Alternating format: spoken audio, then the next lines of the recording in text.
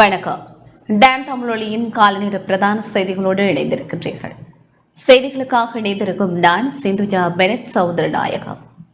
முதலில் உள்நாட்டு செய்திகள்.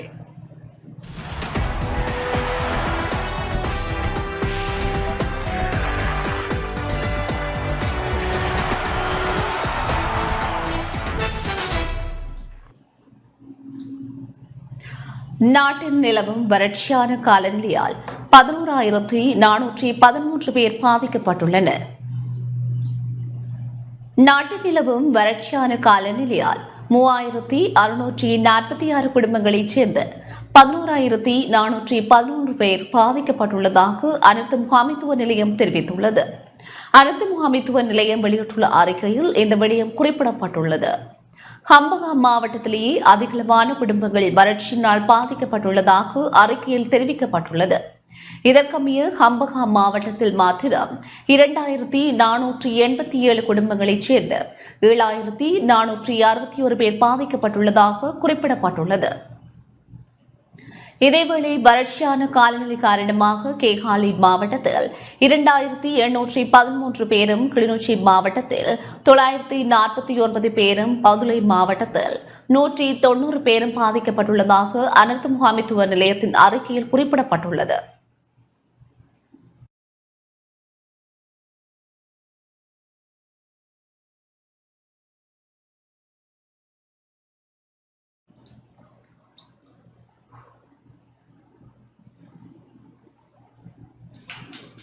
ஜோக்திய சோதனை நடவடிக்கைக்கு ஜப்பான் பாராட்டு தெரிவித்துள்ளது.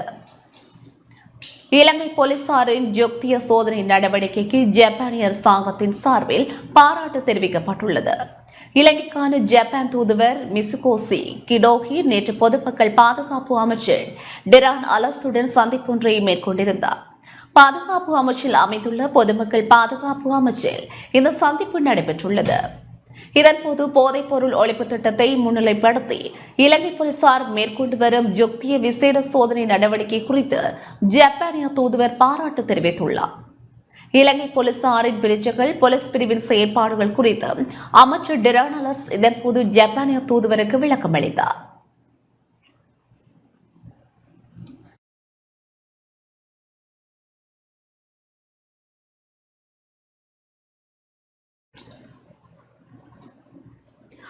முன்னாள் ஜனாதிபதி கோட்டபாய ராஜபக்சவினால் தான் ஏமாற்றப்பட்டதாக கொழும்பு பேராயர் தெரிவித்துள்ளார்.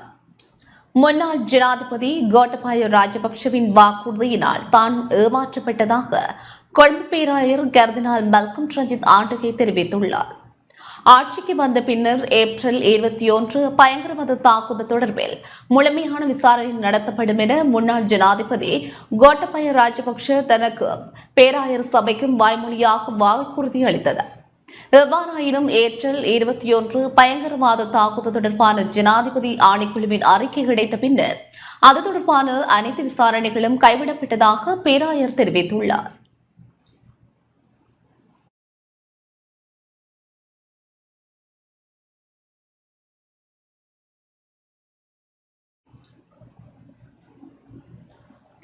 தென் மாகாணத்தில் சில்வர் டைப்ஸ் குடிசை தொழிலாக பிரபலப்படுத்தும் வேலை திட்டம் ஆரம்பிக்கப்பட உள்ளது.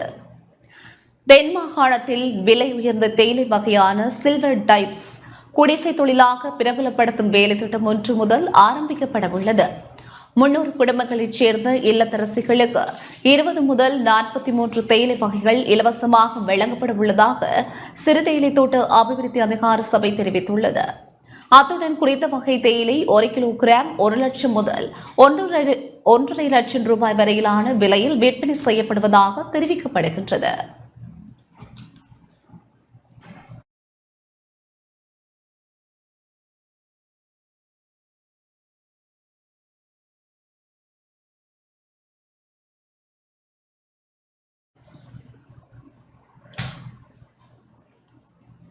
இலங்கை மகளிர் கிரிக்கெட் அணியின் தலைவிக்கு ஜனாதிபதி வாழ்த்து தெரிவித்துள்ளார். இலங்கை மகளிர் கிரிக்கெட் அணியின் தலைவி சமாரி அத்பத்தவுக்கு ஜனாதிபதி ரணில் விக்ரமசிங்கே தனது வாழ்த்துக்களை தெரிவித்துள்ளார். தென்னாப்பிரிக்காவுக்கு எதிரான போட்டியில் பெற்ற அபாராத வெற்றிக்கு ஜனாதிபதி சமாரி அத்பத்தாவுக்கு தனிப்பட்ட ரீதியில் வாழ்த்து தெரிவித்ததாக ஜனாதிபதி ஊடகப் பிரிவு தெரிவித்துள்ளது. கடந்த 17ஆம் தேதி தென்னாப்பிரிக்காவிற்கு எதிரான கடைசி ஒருநாள் போட்டியில் இலங்கை மகளிர் அணி மகளிர் கிரிக்கெட் வரலாற்றை தங்கள் எழுத்துக்களால் பதிவு செய்ய முடிந்தது. தென்னாப்பிரிக்காவுக்கு எதிரான ஒருநாள் சர்வதேச கிரிக்கெட் போட்டியில் 139 பந்துகளில் ஆட்டமிழக்காமல் 195 ஓட்டங்கள் குவித்து வரலாற்று முக்கியத்துவம் வாய்ந்த துடுப்பாட்டத்தை வெளிப்படுத்தியமைக்காகவும் மகளிர் ஒருநாள் கிரிக்கெட் வரலாற்றில் அதிக ஓட்டங்களை துரத்தி பதிவு செய்த சாதனை வெற்றிக்காகவும் ஜனாதிபதி வாழ்த்து தெரிவித்தார்.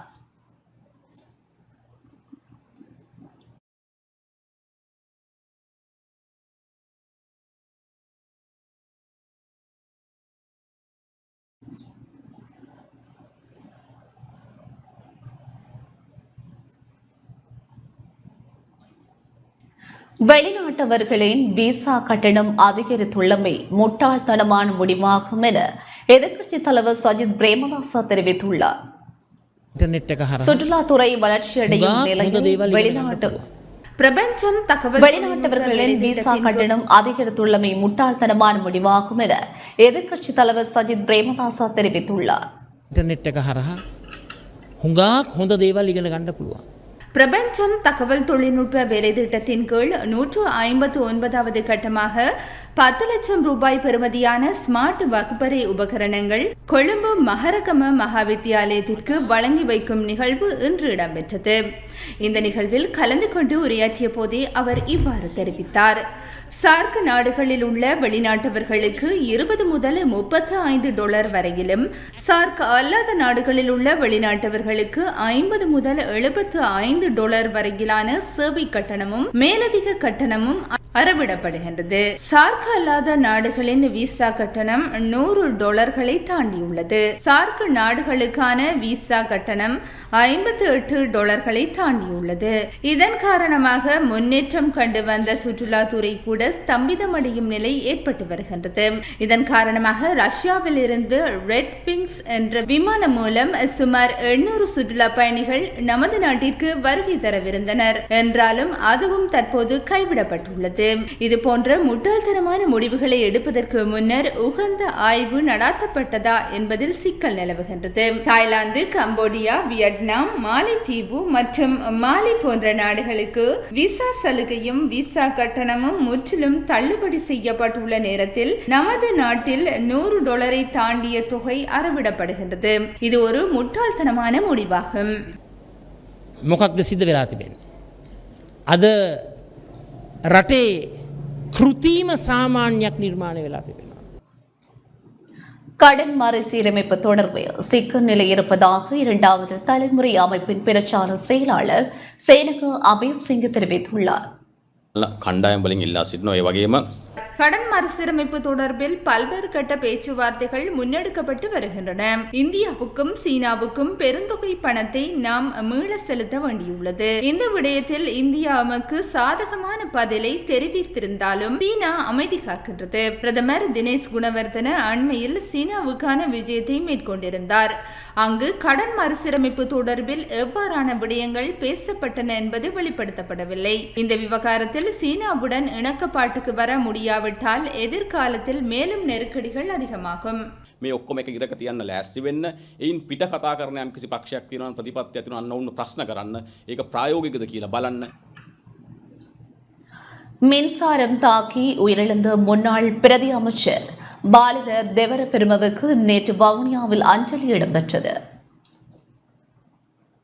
மின்சாரம் தாக்கி உயிரிழந்த முன்னாள் பிரதி அமைச்சர் பாலித தேவர பெருமவுக்கு மோவின இளைஞர்களும் இணைந்து வவுனியாவில் அஞ்சலி செலுத்தியுள்ளனர். வவுனியா கந்தசாமி கோவில் வீதியில் நேற்று அஞ்சலி இடம்பெற்றது. கொரோனா தொற்று காலத்திலும் வெள்ளப்பெருக்கு ஏற்பட்ட நேரத்திலும் இனமத பேதங்களை கடந்து பாலித தேவர பெரும பணியாற்றியிருந்தார். இதனால் மக்கள் மனங்களில் சிறந்த அரசியல்வாதியாக இடம் பிடித்திருந்த நிலையில் நேற்று தோட்டத்தில் வேலை செய்த போது மின்சாரம் தாக்கி உயிரிழந்தார்.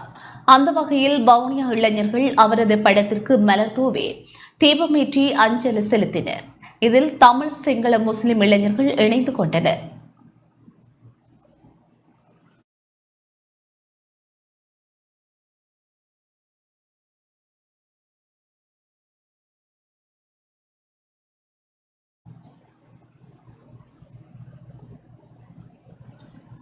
வடகடல் நிறுவனத்தின் யாழ்ப்பாண அலுவலகத்திற்கு அமைச்சர் டக்ளஸ் தேவானந்தா விஜயம் செய்தார்.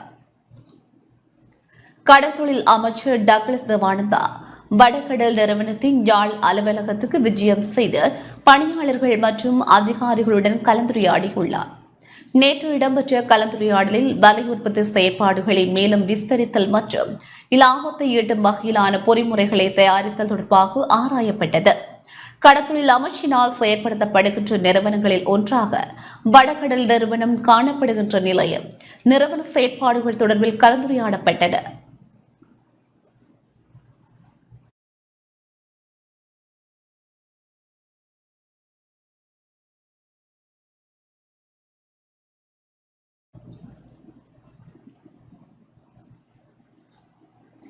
மன்னார் மருதமடு அணையின் திருச்சுருவ யாத்திரை நேற்று பிற்பகல் யாழ்ப்பாணம் பருத்தித்துறை முனை தொம்பையர் ஆலயத்தை அடைந்துள்ளது. மன்னார் மருதமடு அணையின் திருச்சுருவ யாத்திரை நேற்று பிற்பகல் யாழ்ப்பாணம் பருத்தித்துறை சக்கோட்டை புனித பிரான்சிஸ் சவேரியார் ஆலயத்திலிருந்து பருத்தித்துறை முனை தொம்மையப்பர் ஆலயத்தை அடைந்துள்ளது. பிரான்சிஸ் சவேரியார் ஆலயத்திலிருந்து என்பரட்டி பருத்தித்துறை துறைமுகம் பருத்தித்துறை நகரூடாக தும்பளை வீதியால் யாழ்ப்பாணம் இடம்பெற்றது. அன்னையின் திருச்சுருவ பவனி இடம்பெற்ற வீதியெங்கும் பருத்தித்துறை நகர சபையினர் பவுசர் மூலம் நீர்த்தெளித்து தமது பங்களிப்பை வழங்கியுள்ளனர். இதன்போது பருத்தித்துறை போலீஸ் நிலைய பொறுப்பதிகாரி பிரியந்த அமரசிங்க தலைமையிலான போலீசார் விசேட அதிரடி படையினர் ராணுவத்தினர் பாதுகாப்பு ஒழுங்குகளை மேற்கொண்டனர்.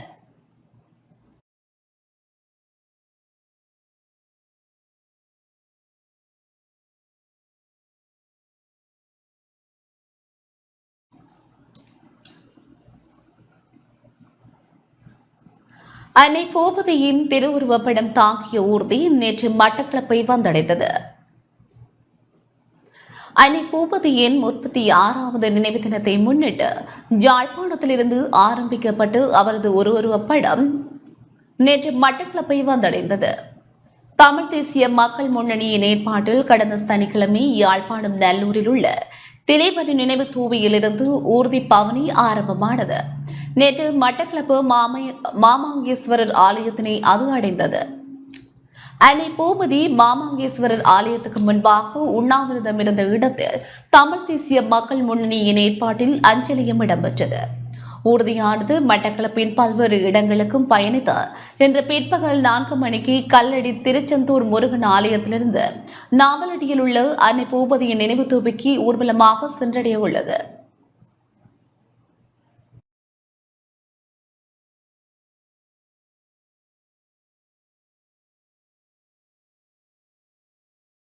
எங்களுடைய மக்கள் என்ன நோக்கத்துக்காக எங்கள் மக்கள் மீது இந்திய தேசம் காந்திய தேசம் அட்டூழியங்களை மேற்கொண்டதோ அதை எதிர்த்து நின்ற அந்த தாயினுடைய அந்த தியாகத்துக்கு நாங்கள் இளம் தலைமுறையினருக்கு அடுத்த தலைமுறையினருக்கு கடத்துவதற்காக நாங்கள் இவ்வாறான இந்த நிகழ்வுகளை தினமும் செய்து வருகின்றோம். இந்த நிலையிலே எங்களுடைய ஊர்தியை பின்தொடர்ந்து அரசினுடைய புலனாய்வாளர்களும் போலீசாரும் மிக மோசமாக வந்து எங்களுடைய செயற்பாட்டாளர்களையும் பின்தொடர்ந்த வண்ணம் இருக்கின்றார்கள். எது எப்படி இருந்தாலும் வந்து எங்களுடைய அஞ்சலி நிகழ்வுகள் எங்களுடைய அகவணக்க நிகழ்வுகள் மிக சிறப்பான விதத்திலே ஒழுங்குபடுத்தப்பட்டிருக்கின்றது. பெண்கள் எதிர்நோக்கும் பிரச்சினைகள் தொடர்பில் தீர்வுகள் காணப்பட வேண்டும் என அம்பாறை மாவட்ட பாதிப்புற்ற பெண்கள் அமைப்பினால் உருவாக்கப்பட்ட இளைஞர் யுவதிகள் அமைப்பு வலியுறுத்தியுள்ளது. அம்பாறை மாவட்ட பாதிப்புற்ற பெண்கள் அமைப்பினால் உருவாக்கப்பட்ட இளைஞர் யுவதிகள் அமைப்பின் அங்கத்தவர்கள் இணைந்து பெண்களுக்கு எதிரான வன்முறைகள் தொடர்பில் கருத்துக்களை வெளியிட்டனர். நேற்றைய தினம் நடைபெற்ற ஊடகவியலாளர் சந்திப்பிலேயே இவ்வாறு குறிப்பிட்டனர். இன்றைய காலங்களில் பார்க்க போனால் நாங்கள் பெண்களுக்கு எதிராக அதிகமான வன்முறைகள் இடம்பெற்று வருகின்றன. குறிப்பாக பாடசாலைகளாயினும் சரி, பல்கலைக்கழகங்களாயினும் சரி, ஏனைய சமூக நிறுவனங்களிலும் கூட மாணவர்களுக்கும் சமூகத்திற்கும் பெண்கள் பற்றிய அறத்தை போதிக்க வேண்டிய அந்த சமூக நிறுவனங்களும் கல்வி நிறுவனங்களும் பெண்களுக்கு எதிரான வன்முறைகளில் தங்களது நேரங்களை அதிகமாக செலவழித்து வருகிறதை நாங்கள் காணக்கூடியதாக இருக்கின்றது. அந்த அடிப்படையில் அதற்குரிய ஒரு எதிர்ப்பு குரலாக இளைய சந்ததியினரான நாங்கள் மாற வேண்டிய கட்டாய தேவைக்கு நாங்கள் எல்லோருமே தள்ளப்பட்டிருக்கின்றோம். நீ ஒரு பெண், உனக்கு இதுக்கு ஊடகத்துறை என்று அவமதிக்கிறாங்க. அதையும் தாண்டி நான் ஒரு சமூகத்துல செயற்படும் போது இப்ப திடீர அனர்த்தங்கள் வருகுது. அந்த நேரம் நேரம் காலம் எதுவும் பாராம, போக்குவரத்து எதுவும் பாராம நான் ஒரு வீட்டை விட்டு போகலே சமூகத்தால அவதூறு பேச்சுக்களும் என்ன பொதுவா என்ன என்று கூறாம பொதுவா பெண்கள் அந்த டைம்ல வெளியில போகும்போது அவங்கள ஒதுக்கியே பாக்குறாங்க. இளவயது திருமணம் இன்றைய சமூகம், பண்பாடு, கலாச்சாரம் எந்த விதத்திலையும் எல்லா விதத்திலையும் சரிசம முன்னேறி வந்துவிட்டது. எனினும் இருந்தாலும் இந்த இளவயது திருமணம் இன்றளவில் அது நடைபெற்று கொண்டுதான் இருக்கின்றது. இந்த இளவயது திருமணம் என்ன காரணத்தால இளவயது திருமணம் முடிச்சு கொடுக்குறாங்க? அப்படி இந்த சமுதாயத்துல பொருளாதார பிரச்சனை, அடுத்தது இந்த வறுமை, பெற்றோர்களால பிள்ளைகள் பராமரிக்கப்படுகின்றால அப்படியான விஷயங்களால இந்த இளவயது திருமணம் நடைபெற்று கொண்டிருக்கிறது. பொதுவாக யுவதிகள் மத்தியில, இளைஞர்கள் மத்தியில இந்த சோசியல் மீடியா, யூடியூப், டிக்டாக் மற்றும் ஏனைய வாட்ஸ்அப் இது மாதிரியான இன்னும் சில வலைத்தளங்களுக்குள்ள இந்த இளைஞர்கள் எவ்வாறு சிக்கியுள்ளார்கள், எவ்வாறு இதுக்குள்ளே இருக்கிற நன்மைகளாக இருக்கட்டும் தீமைகளாக இருக்கட்டும் இரண்டுமே சம அளவுலதான் இருக்கின்றது. அதை புரிந்து கொள்ளாத சில யுவதிகள், சில இளைஞர்கள் தங்களுடைய உயிர்களை மாய்த்து கொள்ளும் அளவிற்கு கூட இன்றைய காலகட்டங்களில் நடைபெற்று கொண்டிருக்கின்றது. தோரிகை தூரர்கள் ஓவிய கண்காட்சி கிழக்கு பல்கலைக்கழக சுவாமி விபுலானந்தா அழகிய கற்கைகள் நிர்வாகத்தில் நடைபெற்றது. கிழக்கு பல்கலைக்கழக சுவாமி விபுலானந்தா அழகிய கற்கைகள் நிர்வாகத்தில் செல்வி பிராமணுஜா சிவகுமாரி தூரிகை தூரல்கள் ஓவிய கண்காட்சி நேற்று சிறப்பாக நடைபெற்றது. ஓவிய கண்காட்சியில் சூழல் நேய ஓவியங்கள் காட்சிப்படுத்தப்பட்டன. செல்வி பிரமானுஜா சிவகுமாரின் தூரிகை தூரல்கள் ஓவிய கண்காட்சியின் ஆரம்ப நிகழ்வில் ஆன்மீக அதிதியாக சிலோன் அமெரிக்க மிஷன் அருட்பணியாளர் சொலமன்ஸ் கலந்து கொண்டார். அதிதிகளாக கிழக்கு பல்கலைக்கழக சுவாமி விபுலானந்தா அழகிய கற்கைகள் நிர்வாக பணிப்பாளர் பேராசிரியர் பாரதி கென்னடி, சிரேஷ்ட விரிவுரையாளர் ரமேஷ் பிரகாஷ், விரிவுரையாளர் அஸ்மஸ் ஆதாப், விரிவுரையாளர் எஸ் ஜீவரத்தினம் உட்பட்ட பேராசிரியர்கள், விரிவுரையாளர்கள், மாணவர்கள் என பலரும் கலந்து கொண்டனர். செல்வி பிராமணுஜா சிவகுமாரன் விபுலானந்தா அழகிய கற்கைகள் நிர்வாகத்தில் கற்புல தொழில்நுட்ப கலைப்பிரிவு துறையில் கற்கை நெறியை நிறைவு செய்து தற்போது அங்கு தற்காலிக உதவி விரிவுரையாளராக கடமையாற்றி வருகின்றார்.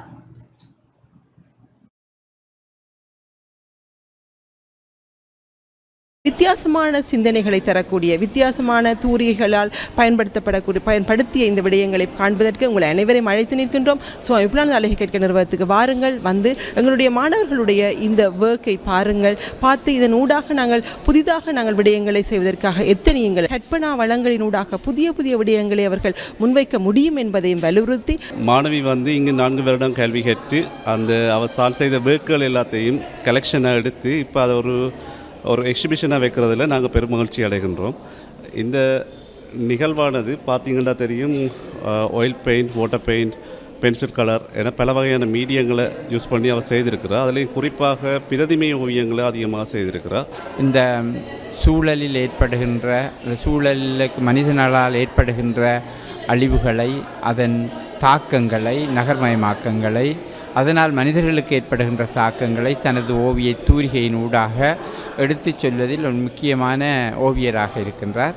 என்னோட மனநிலை, என்ற கருத்து வெளிப்பாடு எல்லாத்தையும் நான் இந்த ஓவியங்களோட வெளிப்படுத்தி இருக்கிறேன். இது கட்டாயம் இந்த மாணவர்களுக்கும் போய் சேர வேணும், வெளியில் இருக்கிறவங்களுக்கும் போய் சேரணும், கலையை வளர்க்கணும் என்று நான் விரும்புகிறேன். இது மட்டும் இல்லாமல் இந்த கண்காட்சி இது என்னோட முதலாவது கண்காட்சி. இது மீண்டும் வேறு இடங்கள்லையும் தொடர்ச்சியாக வைத்து சமூகங்களுக்கு போய் சேரணும் என்று நான் விரும்புகிறேன். அது என்னோட நோக்கமாக இருக்குது. இத்துடன் டான் தமிழொலியின் காலை நேர பிரதான செய்திகள் நிறைவு பெறுகின்றது. வணக்கம்.